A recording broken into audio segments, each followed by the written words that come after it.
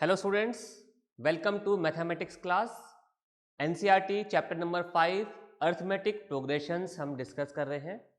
हमने general term of an AP and nth term of an AP का general expression देखा और उस पर बेस्ड क्वेश्चंस भी किए। आज जनरल टर्म के फॉर्मूला पर ही बेस्ड हम एक डिफरेंट टाइप का क्वेश्चन डिस्कस करेंगे और the topic is nth term from the end of an AP। Okay, अभी तक हमने क्वेश्चंस डिस्कस किए जिसमें एक अर्थमेटिक प्रोग्रेशन अगर हमें गिवन है और हमसे अगर उस AP का कोई भी पर्टिकुलर टर्म पूछा गया है, 10th टर्म, 12th टर्म, तो वो हमने फाइंड आउट किया। आज हम क्या सीखेंगे?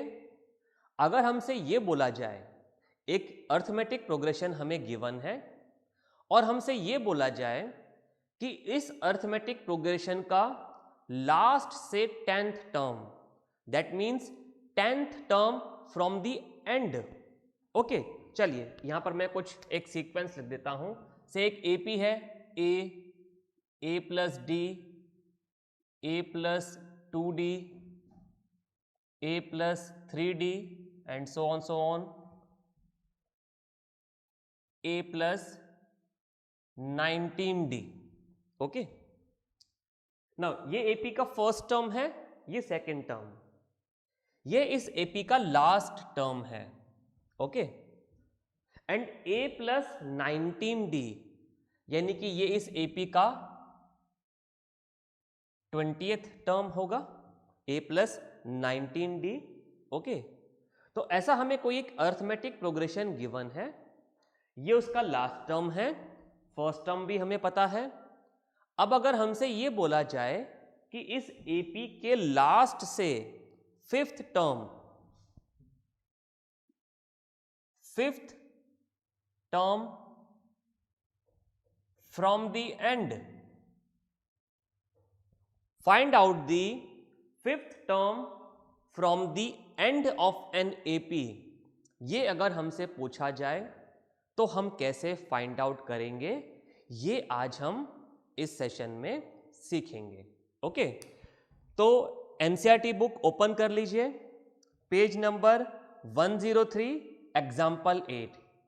इस एग्जाम्पल की हेल्प से हम डिस्कस करेंगे कि कैसे हम एक AP, गिवन AP का nth term from the end find out कर सकते हैं।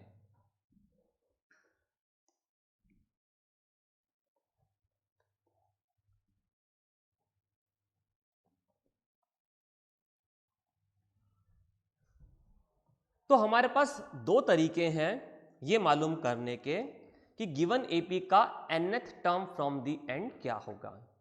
हम वन बाय वन दोनों ही मेथड्स को डिस्कस करेंगे। चलिए मैं एग्जांपल रीड कर रहा हूं, आप भी रीड कीजिए एंड देन हम रिक्वायर्ड इंफॉर्मेशन फाइंड आउट करते हैं। Find the 11th term from the last of the AP। Find the 11th term from the last of the AP 10, 7, 4 and last term is -62। ये हमें एक arithmetic progression given है।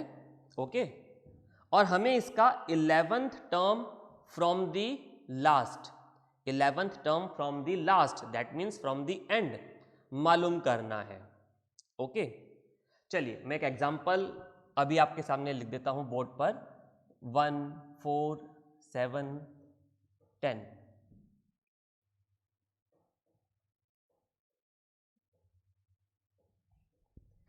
ये given sequence भी एक arithmetic progression है। Common difference यहां पर 3 है।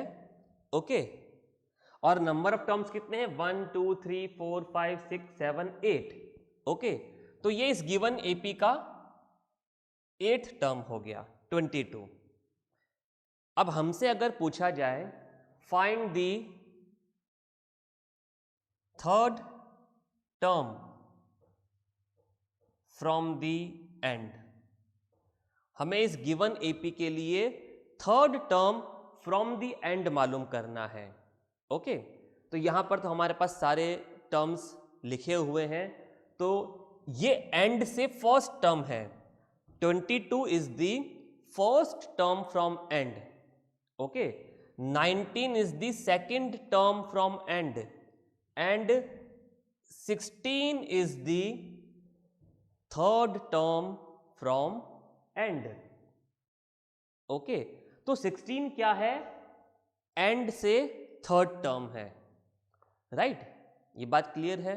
यहां पर तो हमने फाइंड आउट कर लिया, थर्ड टर्म ही पूछा गया था, नंबर ऑफ टर्म्स बहुत कम थे, हमने इजीली मालूम कर लिया।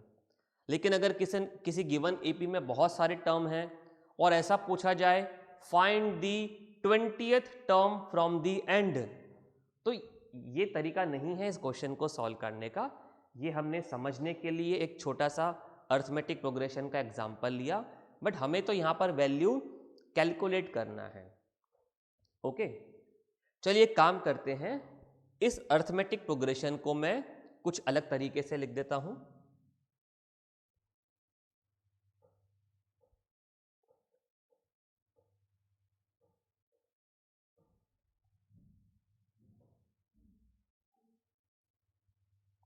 ओके, तो देखिए इन दोनों सीक्वेंस को ध्यान से।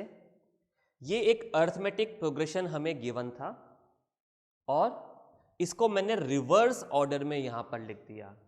22, 19, 16, 13, 10, 7, 4, 1, 1, 2, 3, 4, 5, 6, 7, 8।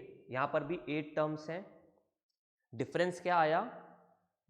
जो यहां पर लास्ट टर्म था वो यहां पर फर्स्ट टर्म हो गया, और यहां पर कॉमन डिफरेंस 4 - 1 3 था, यहां पर कॉमन डिफरेंस 19 - 22 -3 हो गया।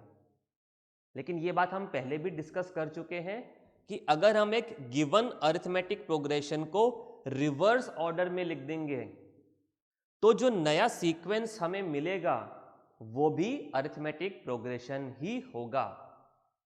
ओके, बस फर्स्ट टर्म चेंज हो जाएगा, कॉमन डिफरेंस भी चेंज हो जाएगा, नंबर ऑफ टर्म्स वही रहेंगी, लेकिन ये गिवन सीक्वेंस भी अरिथमेटिक प्रोग्रेशन में ही होगा, राइट?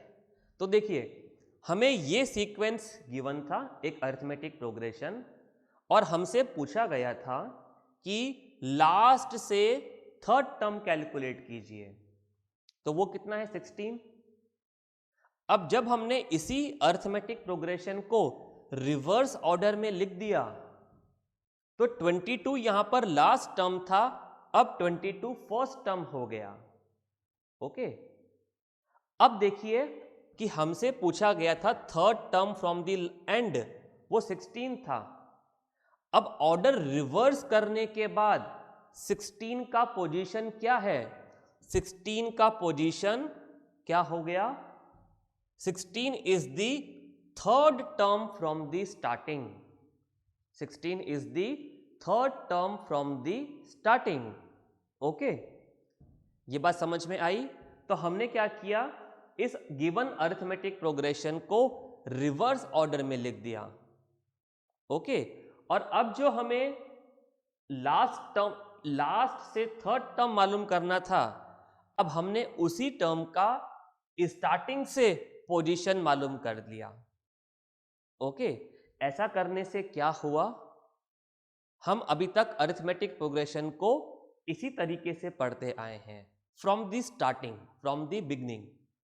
तो ये जो थर्ड टर्म लास्ट से मालूम करना था, इसी को हमने चेंज करके starting, from the starting, reverse order में इस अरिथमेटिक प्रोग्रेशन को लिखकर इसका position from the starting, from the beginning मालूम कर लिया। बात एक ही है, हम 16 का ही पोजीशन मालूम कर रहे थे। तो अगर यहां पे थर्ड टर्म फ्रॉम लास्ट 16 है तो यही 16 यहां पर क्या हुआ? थर्ड टर्म फ्रॉम बिगनिंग हो गया। ओके, बात क्लियर है? तो ऐसा करने से लेकिन क्या हुआ, हम क्योंकि अभी तक अरिथमेटिक प्रोग्रेशन को स्टार्टिंग से डिस्कस करते आए हैं, फ्रॉम द बिगनिंग हमने फर्स्ट टर्म, हमने जो nth टर्म का फॉर्मूला पढ़ा या जनरल टर्म का फॉर्मूला, यहां पर a क्या था, a was the first term, right. तो हम इस गिवन क्वेश्चन को इस तरीके से भी सॉल्व कर सकते हैं। चलिए करके देखते हैं। ओके, इसको मैं रब कर देता हूं अभी।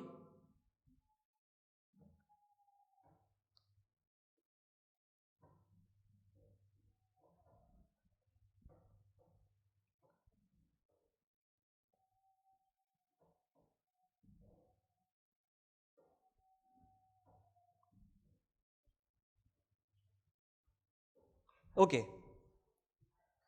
तो हम इस गिवन अरिथमेटिक प्रोग्रेशन को पहले रिवर्स ऑर्डर में लिख देते हैं। ओके, सो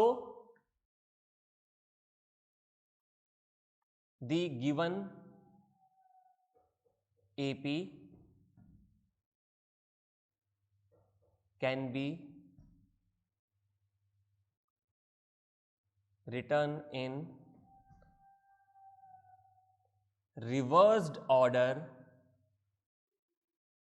as follows। तो हम इसको रिवर्स ऑर्डर में कैसे लिख सकते हैं? अब 60 माइनस 62 जो लास्ट टर्म था वो क्या हो जाएगा, फर्स्ट टर्म। ओके, अब देखिए यहां पर कॉमन डिफरेंस कितना है, -3। तो अगर लास्ट टर्म -62 है तो इससे पहले वाला टर्म क्या होगा, -59। ओके, तो -59 एंड सो ऑन। अब क्या हो जाएगा, ये जो फर्स्ट टर्म था ये लास्ट टर्म बन जाएगा। तो 4, 7, 10। तो हमने इस गिवन एपी को इस तरीके से रिवर्स ऑर्डर में लिख दिया। ओके, अब हमें यहां से 11th टर्म, हमसे 11th term from the and, यहां से 11th टर्म पूछा गया है। तो जो गिवन एपी का एंड से 11th टर्म होगा वही तो इस रिवर्स ऑर्डर वाली अरिथमेटिक प्रोग्रेशन का स्टार्टिंग से 11th टर्म होगा।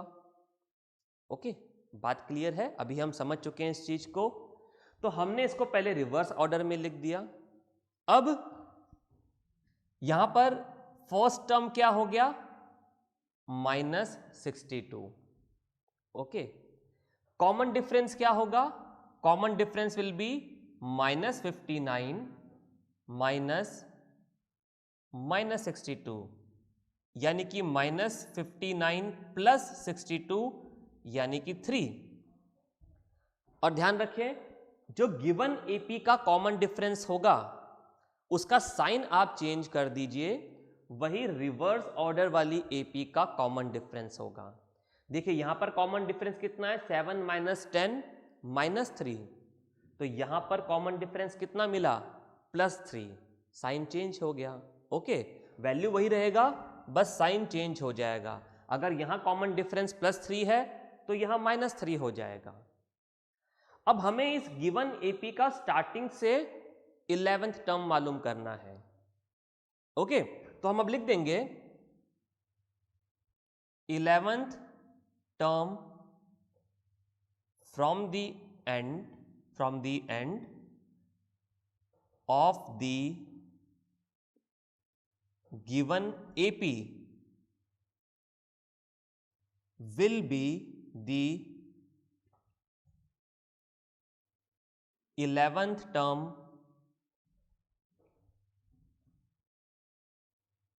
from beginning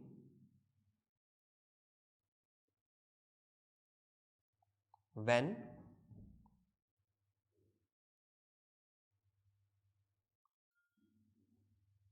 from the beginning when the given AP is written in reversed order। तो हमने यहां पर मेंशन कर दिया 11th term from the end of the given AP will be the 11th term from the beginning or from the starting when the given AP is written in reversed order.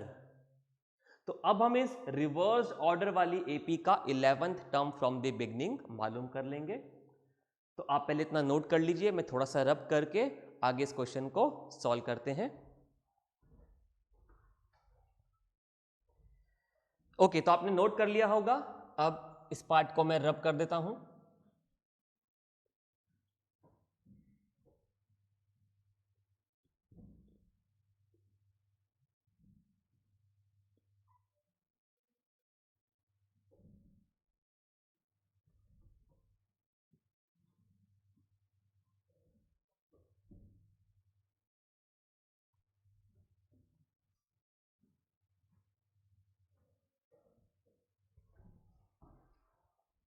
Okay, तो अब हमें reverse order वाली AP का 11th term मालूम करना है beginning से।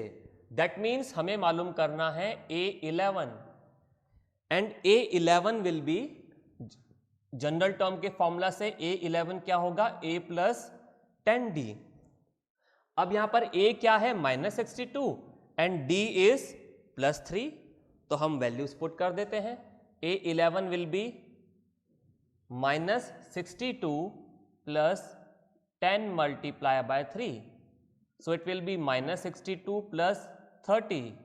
That means -32. So हमें इस AP का रिवर्स ऑर्डर वाली AP का स्टार्टिंग से 11th टर्म क्या मिला, -32, और यही क्या होगा गिवन AP का लास्ट से 11th टर्म। तो हम लिख देंगे यहां पर, सो 11th term from the end of given AP is -32, is -32। तो इस तरीके से हमने एक मेथड डिस्कस किया जिसमें अगर हमें किसी गिवन AP का nth term from the last मालूम करना है तो हम कैसे मालूम कर सकते हैं, उस गिवन AP को हम रिवर्स ऑर्डर में लिखकर nth term from the beginning मालूम कर लेंगे, क्योंकि जो लास्ट से nth टर्म होगा गिवन AP का वही रिवर्स ऑर्डर वाली AP का स्टार्टिंग से nth टर्म होगा। ओके, तो आप इस क्वेश्चन को नोट कर लीजिए एंड देन हम इसी क्वेश्चन को सॉल्व करने का एक और मेथड देखते हैं।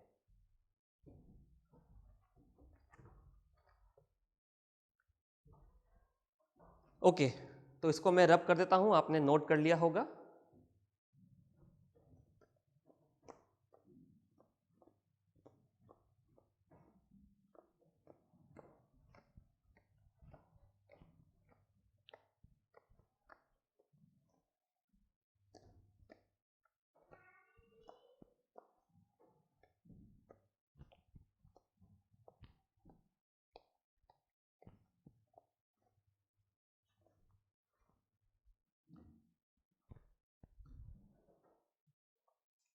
अभी हमने एक मेथड डिस्कस किया जिसमें हम AP को रिवर्स ऑर्डर में लिखकर nth term from the and मालूम कर सकते हैं, राइट।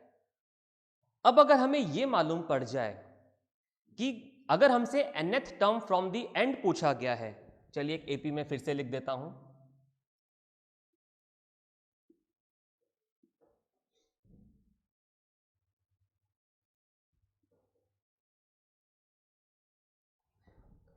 ये फिर से मैंने एक अर्थमेटिक प्रोग्रेशन लिख दिया। हमसे third term from the last पूछा गया था, ओके, और third term from the last क्या है, 16। 16 is third term from and, okay. अब अगर बिना ऑर्डर रिवर्स किए हमें इस क्वेश्चन को सॉल्व करना है, ओके, तो कैसे कर सकते हैं। अगर मुझे ये मालूम चल जाए कि ये जो थर्ड टर्म फ्रॉम एंड है इसका स्टार्टिंग से पोजीशन क्या है, तो बिना ऑर्डर रिवर्स किए ही हम गिवन एपी को ही यूज करते हुए, इंफॉर्मेशन यूज करते हुए ये टर्म का वैल्यू मालूम कर सकते हैं। जैसे कि 16th का एंड से पोजीशन है थर्ड, लेकिन यहां पर स्टार्टिंग से पोजीशन देखें तो 1 2 3 4 5 6, तो 16th का स्टार्टिंग से पोजीशन क्या है 6, तो 16 is third term from and और 6th term from starting, 6th term from starting और बिगनिंग। तो थर्ड टर्म फ्रॉम एंड क्या था, 6th टर्म फ्रॉम स्टार्टिंग। तो अगर मुझे ये मालूम चल जाए कि 16 का स्टार्टिंग से क्या पोजीशन है, वो कौन सा पोजीशन है 6th, तो third term from the last is same as 6th term from the beginning और स्टार्टिंग। तो अगर ये पोजीशन हमें मालूम चल जाए तो अब हमारा काम तो हो गया। हमें क्या मालूम करना है, अगर हम 6th टर्म फ्रॉम बिगनिंग मालूम कर लें वो क्या होगा a प्लस 5d, तो हमें गिवन एपी का ऑर्डर रिवर्स करने का जरूरत नहीं होगा और इसी तरीके से इसी ऑर्डर में लिखने से ही हम इस एपी का nth term from the last या एंड मालूम कर सकते हैं। तो हमें क्या चाहिए, इस nth टर्म फ्रॉम एंड का स्टार्टिंग से क्या पोजीशन होगा ये हमें मालूम करना है। ओके, तो देखिए यहां पर क्या पोजीशन मिला 6th। Okay, third term from and is 6th term from starting. Okay, अब देखिए इस एपी में कितने टर्म है 1 2 3 4 5 6 7 8। अभी मैं यहां पे नंबर ऑफ टर्म्स को m लिख देता हूं। m is what, number of terms in the given AP. Okay, now n हम क्या मालूम कर रहे हैं, nth term from the last. तो कौन सा टर्म है ये, third term from the last. इस गिवन सीक्वेंस में एपी में हम क्या मालूम कर रहे हैं, third term from the last. तो यहां पर n क्या है, third term from the last, third, तो n का वैल्यू क्या हो गया 3, that is position of the term from the last. तो m हमने ले लिया यहां पर number of terms in the AP और n हो गया गिवन टर्म का पोजीशन फ्रॉम द लास्ट जो कि हमसे पूछा गया है। ओके, अब देखिए हमें इस थर्ड टर्म का बिगनिंग से क्या पोजीशन मिला 6। ओके, चलिए अगर मैं यहां पर m माइनस n प्लस 1 का वैल्यू कैलकुलेट करूं, m माइनस n प्लस 1 इस गिवन क्वेश्चन के लिए, तो मुझे क्या मिलेगा, m is 8 minus n is 3, 8 minus 3 plus 1। Okay, and 8 minus 3 plus 1 is 6। तो देखिए 16 का स्टार्टिंग से पोजीशन क्या था 6 और m माइनस n प्लस 1 करके भी मुझे क्या मिला 6। This means what, nth term from and will be m minus n plus 1th term from beginning, from so nth term from and का स्टार्टिंग से पोजीशन बिगनिंग से पोजीशन क्या होगा, m minus n plus 1th।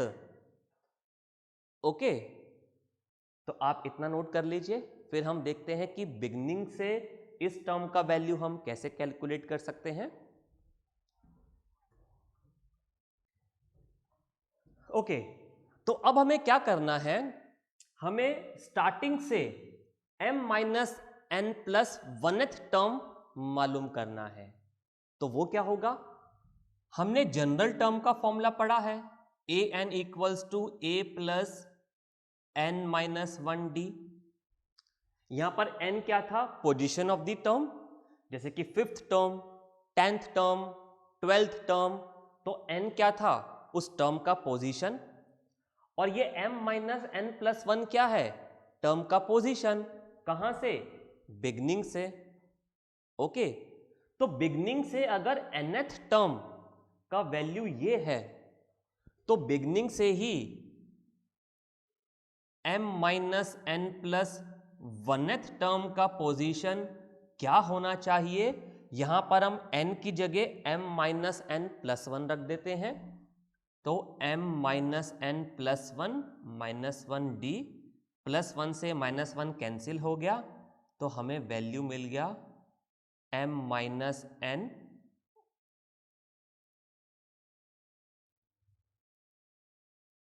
d। Okay, तो ये हमें position मिल गया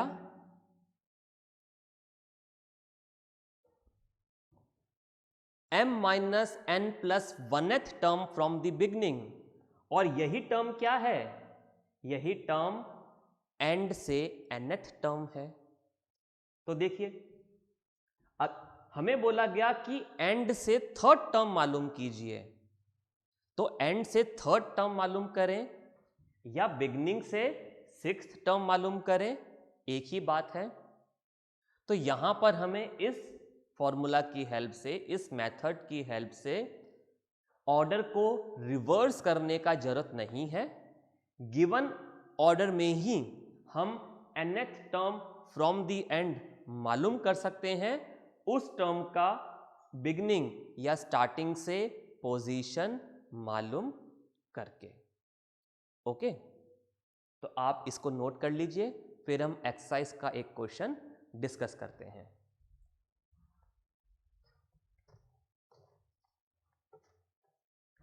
okay, तो आपने नोट कर लिया होगा, मैं इसको रब कर देता हूं। आप exercise 5.2 question number 17 page 107 read कीजिए, हम क्वेश्चन को डिस्कस करते हैं।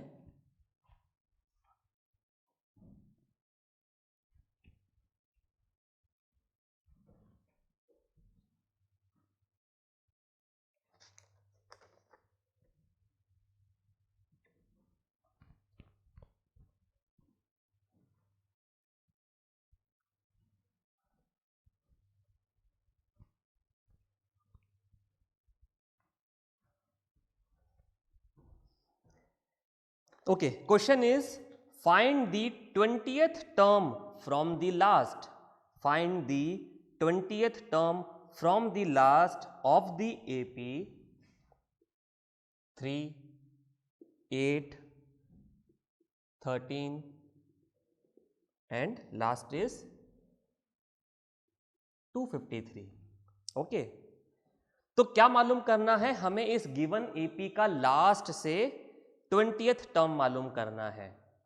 ओके, तो लास्ट से 20th टर्म का बिगनिंग से क्या पोजीशन होगा, अगर हम वो मालूम कर लें तो हम अभी जो हमने मेथड देखा उसकी हेल्प से वैल्यू कैलकुलेट कर सकते हैं। लेकिन अब गिवन मेथड में देखिए, nth term from last will be m minus n plus 1th term from beginning। ये भी हमने डिस्कस किया। m क्या था यहां पर, नंबर ऑफ टर्म्स, n क्या था, position of the term from the last. तो यहां पर n का तो वैल्यू है 20th term from the last, लेकिन क्या हमारे पास इस गिवन एपी के नंबर ऑफ टर्म्स पता है हमें, ये इंफॉर्मेशन नहीं गिवन है। तो क्या इस मेथड को यूज कर सकते हैं, बिल्कुल कर सकते हैं। हम m की वैल्यू मालूम कर लेते हैं। कैसे मालूम करें, देखिए हमें इस एपी का लास्ट टर्म तो पता है ना, तो यहां पर नंबर ऑफ टर्म्स कितने होंगे, जो इस टर्म का पोजीशन होगा। ओके, ये फर्स्ट टर्म है, ये सेकंड टर्म, ये थर्ड टर्म, तो 253 इस गिवन एपी का कौन सा टर्म है, ये अगर हम मालूम कर लें तो हमें नंबर ऑफ टर्म्स मिल जाएंगे। और कैसे मालूम करें, हम ऑलरेडी सीख चुके हैं with the help of this formula, nth term of an AP का फॉर्मूला यूज करके हम 253 इस एपी का किस पोजीशन का टर्म होगा वो मालूम कर सकते हैं, और वही नंबर ऑफ टर्म्स होगा। तो यहां पर nth टर्म की वैल्यू क्या है, 253। फर्स्ट टर्म हमें पता है 3, n तो हमें मालूम करना है, और कॉमन डिफरेंस कितना है, 8 माइनस 3 5, तो d इज 5 हेयर। 3 को माइनस कर देते हैं तो 250 equals to 5 into n minus 1। तो यहां से हमें n माइनस 1 का वैल्यू मिल गया 250 डिवाइडेड बाय 5, यानी कि n माइनस 1 का वैल्यू मिला 50 एंड n का वैल्यू हमें मिल गया 51। या सॉरी, यहां पर हमने क्योंकि नंबर ऑफ टर्म्स को m लिया है तो यहां पर हम n की जगह m पुट कर देते हैं, क्योंकि n तो हमने पोजीशन फ्रॉम द लास्ट लिया है। तो फॉर्मूला में बस एक छोटा सा चेंज कर देते हैं कि n की जगह हमने यहां पर m ले लिया, क्योंकि हमने यहां पर नंबर ऑफ टर्म्स को क्या माना है, m। तो हमें m का वैल्यू मिल गया कितना, 51, यानी कि गिवन एपी में कितनी टर्म्स हैं, 51। ओके, तो अब हम यहां पर लिख देंगे 20th term from the and will be 51 minus 20 plus 1, that is 51 minus 20 31 plus 1 32, 32nd term from beginning। तो हमने यहां मेंशन कर दिया कि एंड से 20th टर्म क्या होगी, बिगनिंग से 32nd टर्म। अब हमें क्या करना है, A32 यानी कि बिगनिंग से 32nd टर्म का वैल्यू मालूम करना है, and according to the formula of nth term A32 will be A plus 31D। Now A is same 3 plus 31 multiply by D is same 5, so it will be 3 plus 31 multiply by 5 155, so A32 will be 158। so 32nd term from the beginning is 158, और यही क्या होगा, last से 20th term. तो हम लिख देंगे सो 20th term from the and is 158, right. इसी क्वेश्चन को आप फर्स्ट मेथड से भी सॉल्व कर सकते हैं। इस गिवन एपी को रिवर्स ऑर्डर में लिख दीजिए, first term will be 253 and last term will be 3। और अब रिवर्स ऑर्डर में लिखने के बाद आप 20th term from the beginning मालूम कर लीजिए, ओके, और उसका वैल्यू 158 ही आना चाहिए। तो आप इसको चेक करके देखिएगा, राइट। तो आज हमने एक बहुत ही इंपॉर्टेंट टॉपिक डिस्कस किया, एपी का nth term from the and. Okay, हमने दो मेथड देखे nth term from the and मालूम करने के, दोनों पर हमने क्वेश्चंस भी किए। कोई डाउट है आप वीडियो को फिर से देखिए, फैकल्टी इंचार्ज से कंसल्ट कीजिए। We will meet in the next class. Okay, bye.